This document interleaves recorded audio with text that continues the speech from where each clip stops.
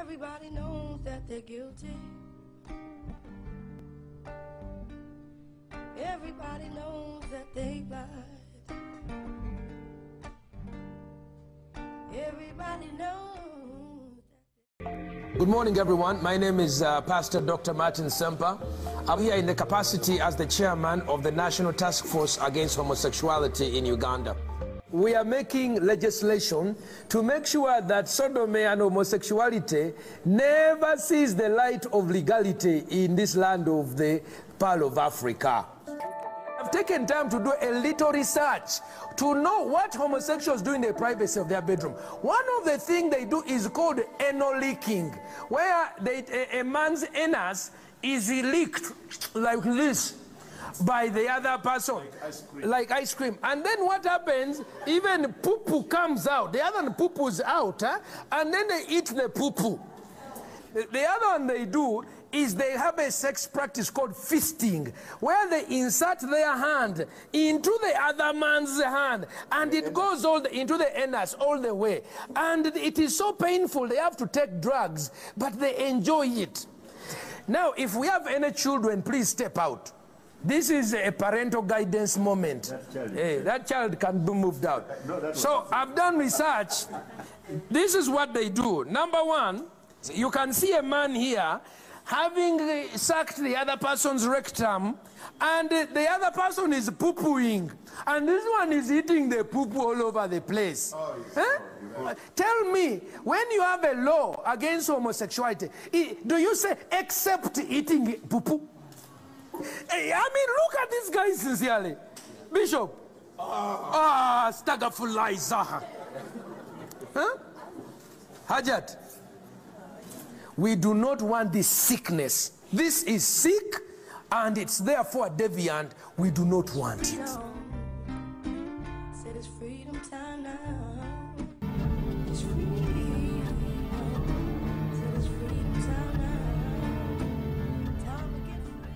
Ebola strikes fear in the hearts of people who hear the word.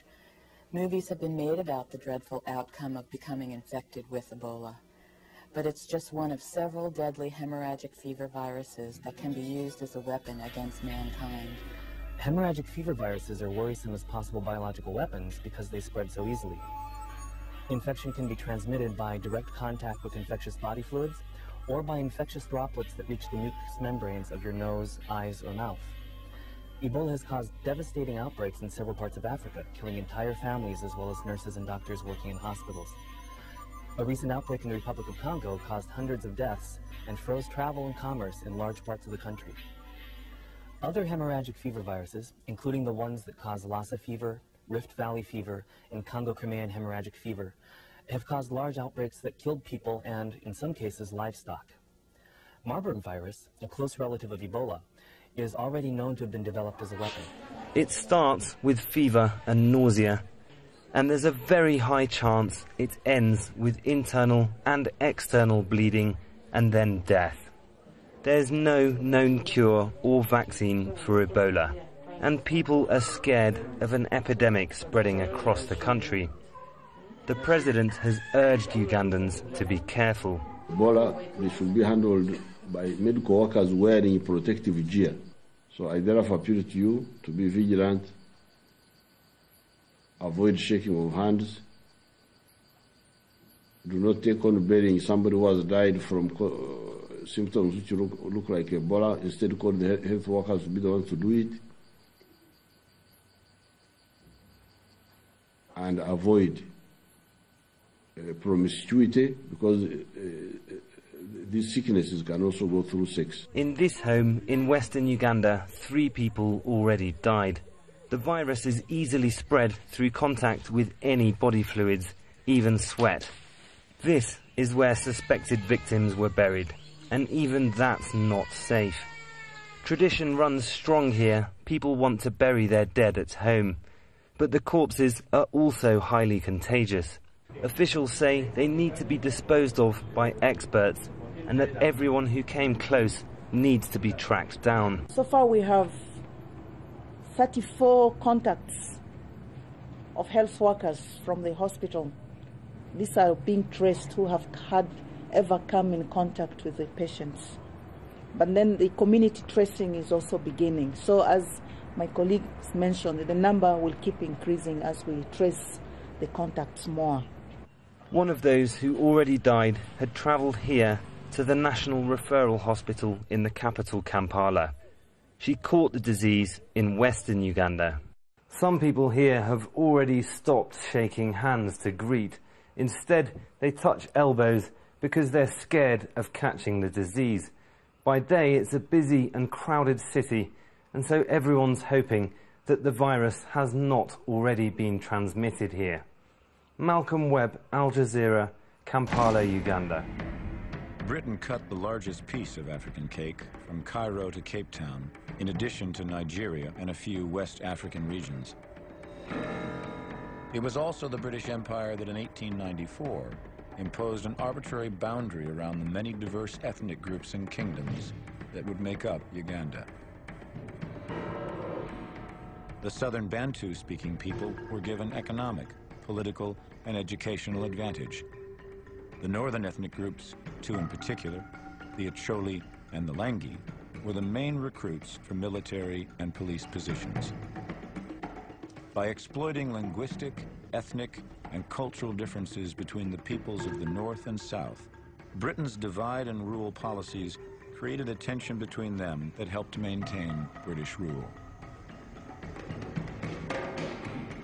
The French took an east-west slice of the continent as well as Madagascar. The Belgians took Rwanda, Burundi, and the Congo in what Joseph Conrad called the vilest scramble for loot that ever disfigured the history of human I conscience. believe we must set up 3 children's colonies. The aim of these colonies is, above all, to furnish us with soldiers. It was unusual in tightly knit African tribes for parentless children to be sent away, but many were orphaned because the force publique had killed their parents. These were the only state-funded schools for children in Leopold's Africa. Disease was rife, and the death rate high. At the turn of the century, the worldwide rubber boom exploded. This is the time when electricity spreads throughout the Western world. So rubber is essential, not just for automobile tires, but for anything and everything that had to do with electric wires. And that explains why rubber prices were so high. Nowhere did the boom have a greater impact than in the Congo, where rubber vines snaked high into the rainforests that covered half of Leopold's colony. The king had gone into debt with his Congo investments, but the return on rubber would surpass all his expectations. Rubber was not the most valuable product. Ivory was much more valuable, but rubber was what mattered. Leopold financed his colony on the back of rubber. We passed a man on the road who had broken his back by falling from a tree while tapping some vines.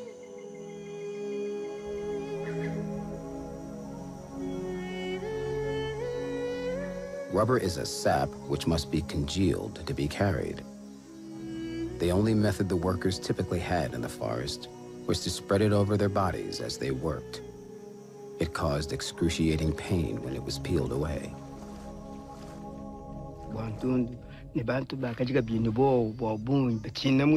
People were afraid of this work. Nobody would agree to take this work on his own. No, they were rather arresting them, chasing them up to their home, and they would tie their hands with chains and send them on the rubber job.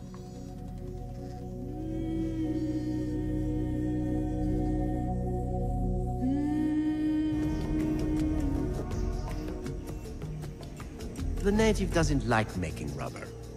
He must be compelled to do it. Soldiers arrive in a village, start looting, take all the chickens, grain, goats, and finally they seize the women. These women are kept hostage until the chief brings in the required number of kilograms of rubber. Sometimes women were held hostage, sometimes children. sometimes elders or chiefs. The wives of villagers who resisted were killed, but often died anyway in the stockades, where food was scarce and conditions harsh. The women taken during the last raid are causing me no end of trouble. All these soldiers want one. The sentries who are supposed to watch them unchained the prettiest ones and raped them. Slave labor took over 5 million lives. In Rwanda, Belgium entrenched the idea of the Hutu as a workforce and the Tutsi as extenders of Belgian rule. The politicization of these two cultures would profoundly contribute to the genocide of 1994. In Sudan, the British ruled the Arabs in the north and the blacks in the south as separate colonies, only to combine the areas before independence in 1956. The result has been relentless civil war, the Darfur massacres being the latest tragedy. The Portuguese decimated Angola, Mozambique, and Guinea-Bissau well into the 1970s. The Italians took Libya, Eritrea, and Somalia. The Germans added Cameroon and Tanzania and committed the first genocide of the 20th century against the Herero people. Everybody knows that they're guilty. No colonial power is going to succeed unless it's going to play on existing divisions and sharpen them, increase them, exacerbate them. So one of the first questions after the end of colonialism is who belongs and who doesn't? Who was part of the colonial struggle and who betrayed? And this is time to settle scores. It was this colonial legacy that Uganda carried forth into its independence in 1962. Milton Obote, a northerner, was named Uganda's first prime minister. In 1971, with the help of Israel and Britain, Obote was overthrown by his top military commander, the notorious Idi Amin. I gave very good speech, including Castro broke relationship with Israel after my speech. Telegram sent to Mr. Kurt Waldheim, Permanent Secretary of the United Nations. Hitler and all the German people knew that the Israelis are not people who work in the interest of the people of the world, and that is why they burnt 6 million Jews alive with gas on the soil of Germany. This telegram was sent the day after the Munich killings. Some years before, General Amin had undergone, as had other Ugandans, paratroop training in Israel. But I'm trained as a paratrooper in Israel. But I have got a very good brain, and even General Dayan knows that I am very good field officer. You know Dayan very well? I know him, and he has been my friend. He has been giving me dinner, luncheon in his house. If I go to Israel, I used to stay with Dayan. He brings Air Force band playing for me. We stay together. But I must make it absolutely truth. The reason why I chased them from Uganda was because of the economy of Uganda. Uganda was going to be bankrupt. That is the reason why I chased away the Israelis. And you said you were friends with Golda Meir.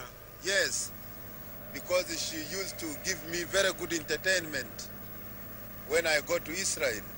Then you changed completely from an Israeli alliance to the Arab alliance. I changed from Israeli alliance because Israeli are criminals and that they are not trusted people. They don't tell the world the truth. They were taken to Palestine as refugees, and then they changed Palestine to become a state of Israel by force of arms given to them by Americans and the British. But is it true that you said Hitler didn't kill enough Jews during the war?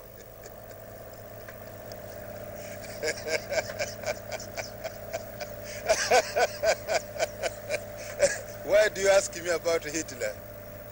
The Hitler's problem is now past tense. Now we are looking forward for the future generations and the future plan. We are no longer going back to Hitler's. You see, the war of Hitler, it was a different war than the war today. If I am to prepare the war against Israel completely, no, I don't want very many Army, Air Force, and the Navy, just very few, and strike inside Israel and move people from the whole border towards Israel. I think the situation will be very difficult. The African decline does not begin until the 70s, well over a decade after independence. It coincides with a particular twist in the Cold War, increasing external pressure, the coming in of the International Monetary Fund, the World Bank, structural adjustment programs. The World Bank gets countries to borrow up to their necks, usually third world dictators. And then when they can't pay, then the IMF comes in and says, okay, you got to pay for it with structural adjustment programs. I mean, the poor people who suffer from structural adjustment, they didn't borrow the money. They didn't get anything out of it. And what happened in Africa was happening all over the world. Amin was overthrown in 1979, but it was Milton Obote who returned to power in what Museveni called a rigged election. In opposition, Museveni disappeared into the bush and formed the rebel National Resistance Army, or NRA. The National Resistance Movement is fighting for the aims of the whole country and not for aims of a section of the country. Secondly, the National Resistance Movement is a democratic movement. Said it's freedom time now.